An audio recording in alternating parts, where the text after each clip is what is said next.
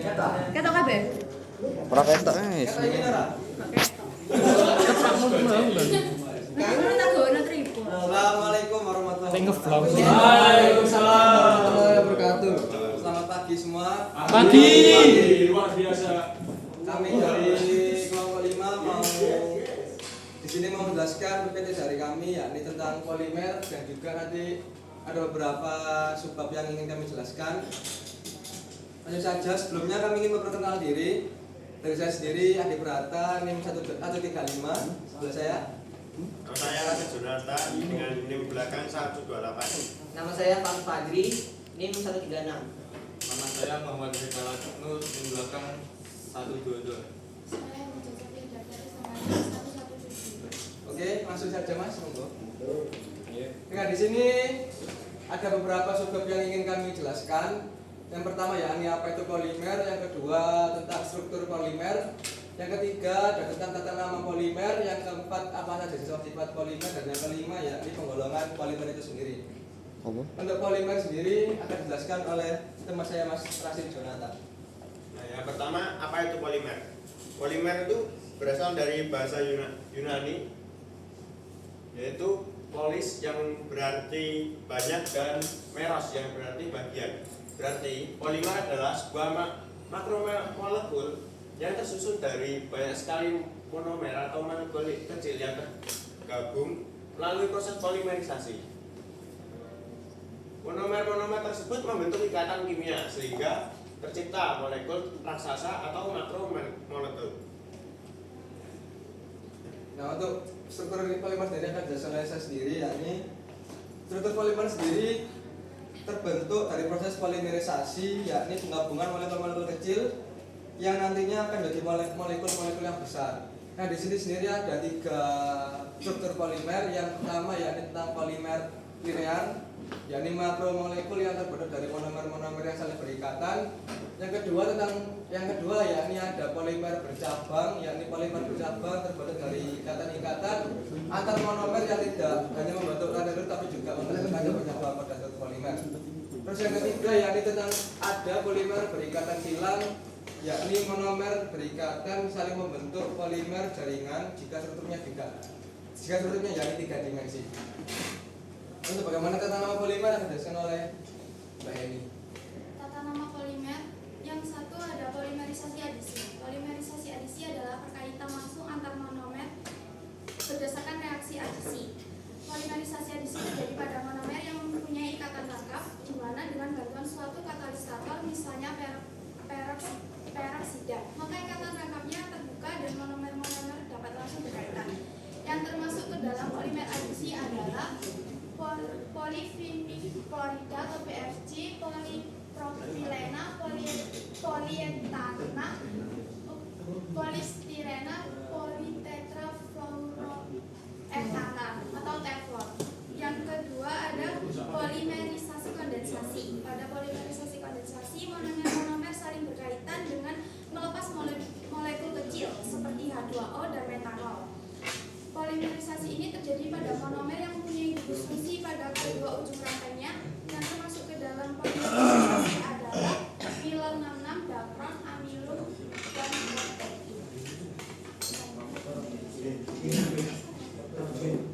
Jadi yang selanjutnya itu apa saja sifat-sifat polimer?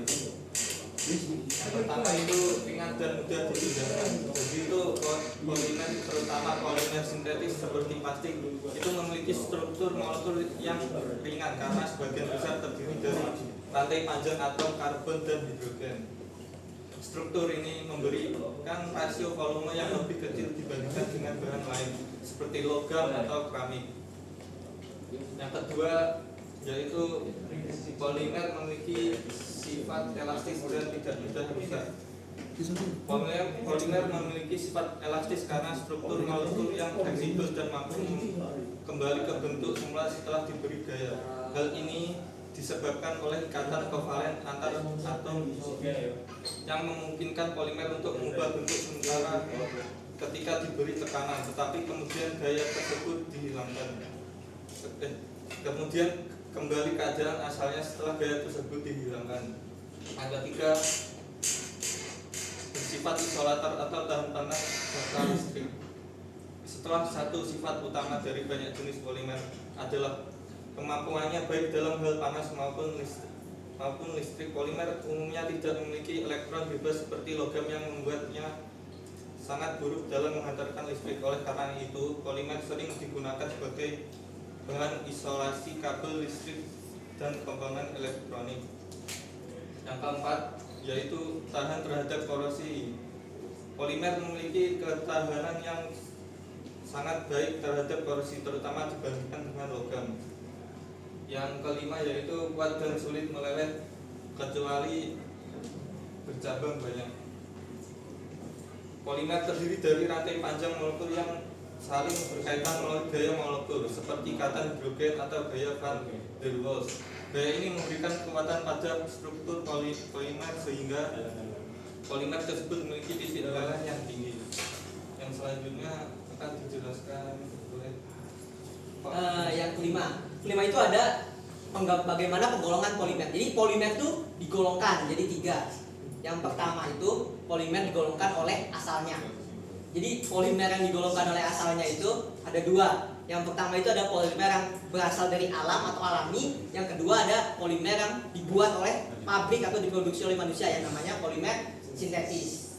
Nah, polimer alami itu adalah dia sesuai dengan namanya, dia terbuat tuh di alam secara natural, dia nggak bisa dibuat. Nah, contohnya itu kayak protein, selulosa, amilum hingga karet alam tuh kayak banyak kita temuin lah kita. Selanjutnya ada polimer sintetis. Polimer sintetis adalah itu polimer yang dibuat oleh manusia atau pabrik, biasanya untuk kebutuhan industri. Contohnya adalah PVC itu polyvinyl klorida, polyrestina dan polytethena. Itu tuh biasanya ya, kalau polimer sintetis itu punya sifat yang tahan lama karena dia dibuat untuk keperluan industri. Tapi kelemahannya itu dia kurang ramah lingkungan karena tidak alami. Selanjutnya, yang kedua, polimer itu digolongkan berdasarkan monomer yang menyusunnya. Dibagi menjadi 2, homopolimer dan juga apolimer. Homopolimer adalah polimer yang disusun oleh satu monomer yang berulang. Jadi dia cuma satu gitu monomernya, dia nggak 2, cuma satu jenis, dia nyusunnya berulang. Gitu. Seperti contohnya tuh polistirena, PP dan sebagainya.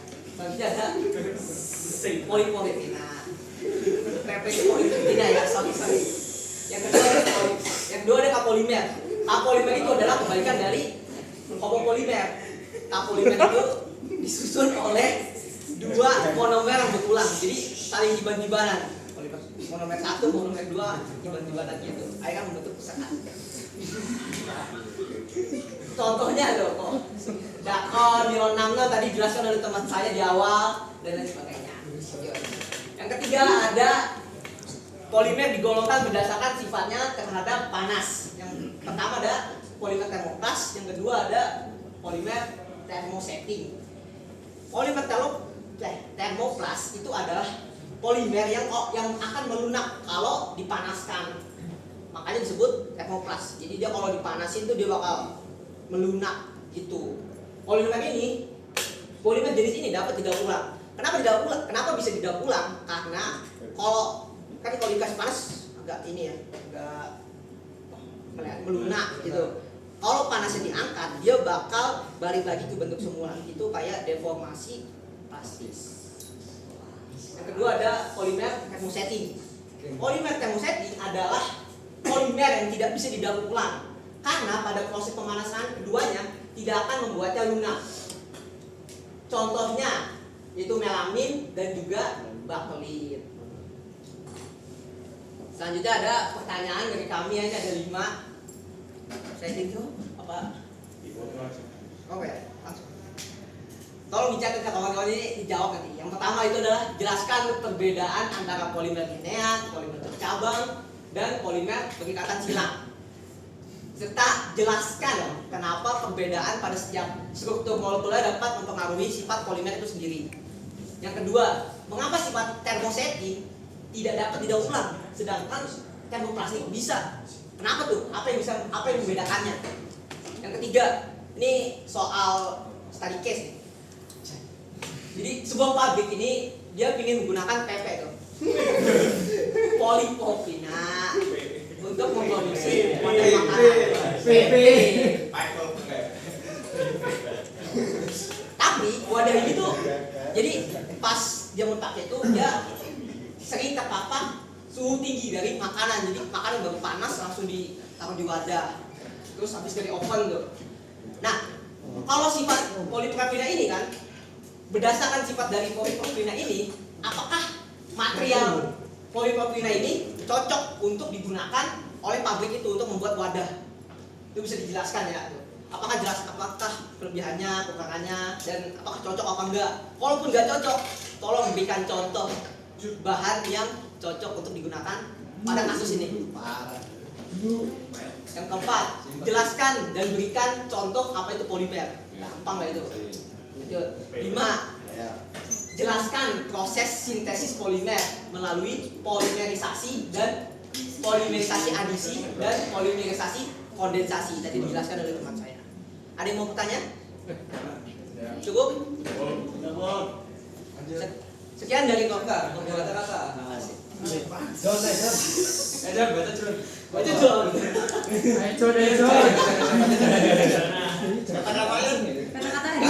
Kata-kata setelah semangat hidup masih banyak kepergian yang belum kamu rasakan. Cakep. Masuk. Baik, sekian dari kelompok 5.